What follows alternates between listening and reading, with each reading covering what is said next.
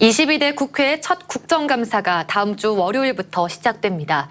경상북도와 경북경찰청이 2년 만에 피감기관에 포함됐고 지난 10년 동안 8번이나 국정감사에 소환된 영풍 석포재련소는 이번에도 역시 국감장에 오를 예정입니다. 경북 지역 국감 주요 일정과 이슈를 김경철 기자가 정리했습니다.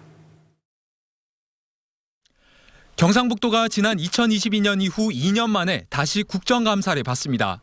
국회 행정안전위원회는 오는 17일 오전 경상북도 간부 공무원과 도 산하 기관장 등 32명이 증인으로 참석하는 가운데 도청에서 국감을 진행합니다. 최근 사실상 무산된 대구 경북 행정통합 추진을 비롯해 대구시와 여전히 갈등을 빚고 있는 신공항 화물터미널 입지 선정 문제에 대해 감사위원들의 질의가 잇따를 전망입니다. 특히 도청 천년숲에 광화문 이순신 동상보다 큰 박정희 전 대통령 동상 건립이 추진되고 있는 것과 관련해선 야당 의원들을 중심으로 집중 공세가 예상됩니다.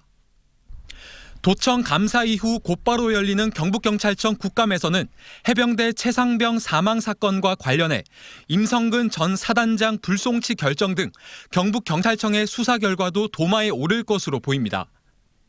지난 10년간 무려 8번이나 소환되며 국감 단골 손님이 된 영풍 석포재련소는 이번에도 국감장에 오릅니다.